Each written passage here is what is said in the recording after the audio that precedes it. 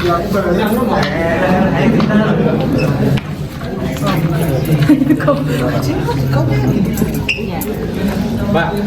ada yang mau korein nggak harus HP-nya? Ada gitu deh Mbak.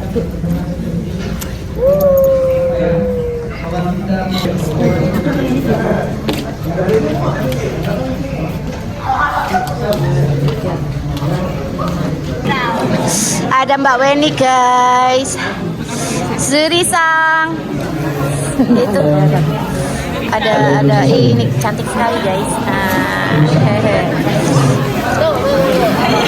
Kalian masih kapan? Lanjut. Pelan-pelan. Ya, buka bersama guys, bersama Kumamoto Pride. MC terfenomenal kita. Yang satu lagi penari latar. Topon Neroro Jonggrang. Cinta terlarang.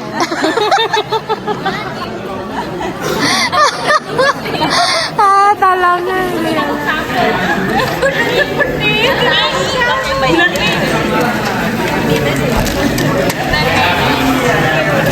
Tong sampah pada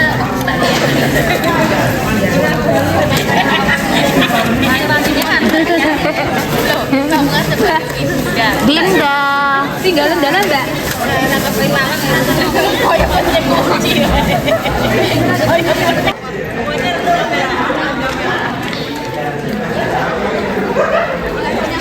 Gimana rasanya? Enak Mbak. Nggak buru-buruin loh.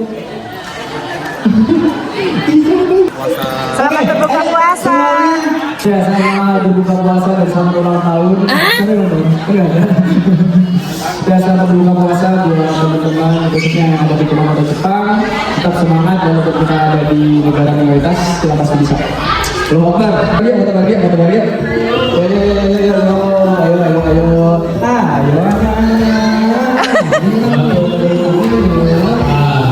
Mas Ega. Iya. Sudah makan? Sudah makan semuanya? Oke, ini fotografernya ini. Mas bro. Yuk. Kita foto bareng, nanti Pak Ustadz juga udah mau pulang ini. Jadi biar fa asbahtum bi ni'matihi ikhwanan, ya.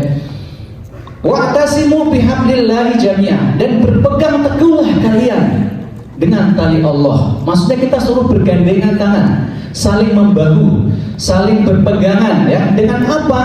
Bihablillah, dengan tali Allah. Apa itu tali Allah? Yaitu agama Islam dengan sumbernya yang mulia, yaitu Al-Quran dan hadis, atau lebih luas lagi adalah kebenaran.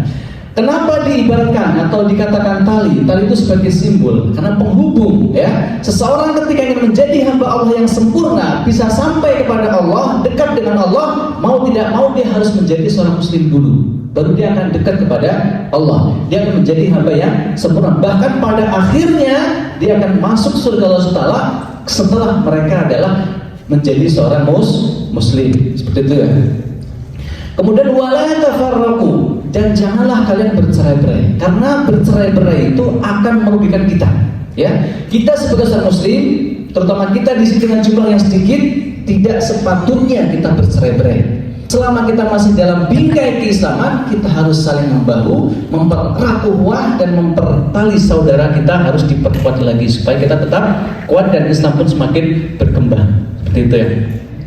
Ukhuwah ini memiliki peranan yang sangat penting, yaitu sebagai nikmat dari Allah Subhanahu wa Ta'ala. Nah, setelah mereka disatukan, akhirnya Islam semakin berkembang luas.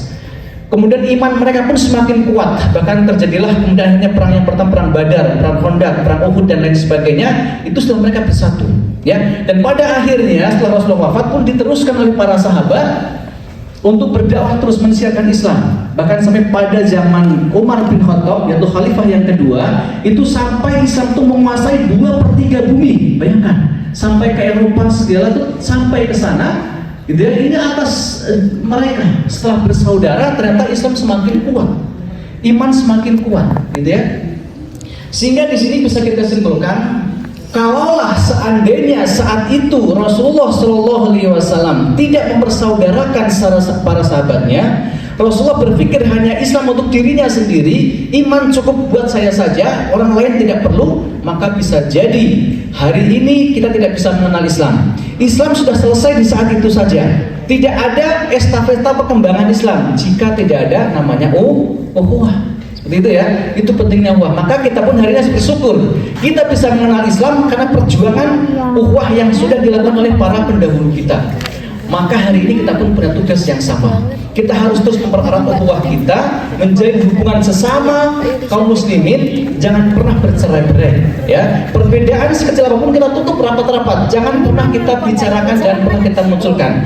Kita perbesar persamaan, perkecil perbedaan, itu supaya kita ukhuwah kita semakin kuat. Supaya apa? Supaya generasi nanti kita adalah bisa menikmati Islam yang sebagaimana kita rasakan hari ini, anak cucu kita. Karena kita tidak akan pernah kita hidup selamanya. Ada masanya kita akan tua, bahkan kita akan tiada, sementara Islam harus terus ada, dilanjutkan oleh generasi setelah kita.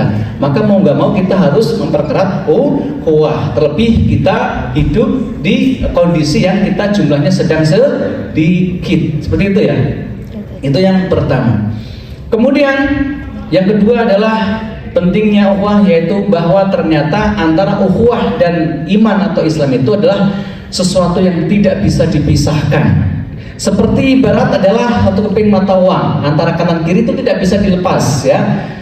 Kita akan katakan bahwa ukhuwah itu jika dibangun bukan dari keimanan dan keislaman, tidak akan bisa bertahan lama. Sifatnya sementara. Contoh, persaudaraan yang dibangun di atas kesamaan karir misalnya, sama-sama bekerja, kesamaan bisnis, kesamaan hobi, kesamaan tempat nongkrong, ini hanya sementara saja. Paling lama itulah sampai mati, meninggal sudah selesai, gitu ya. Itu jika persaudaraan dibangun bukan di atas keislaman. Allah katakan bahwa sampai nanti di akhir pun mereka tidak akan bisa saling membela, bahkan akan saling bermusuhan, saling menyalahkan. Al-akhillau yawma idzin ba'duhum li ba'din aduwwu illal muttaqin, gitu ya.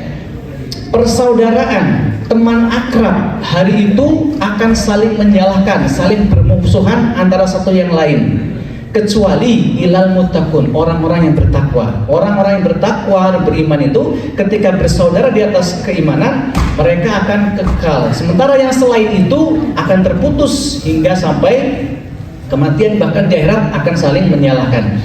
Berbeda dengan dibangun ketika di atas keimanan, akan kuat, akan awet, akan selamanya, bahkan sampai nanti kelak di akhirat. Allahu Akbar, Allahu Akbar. Asyhadu an la ilaha illallah.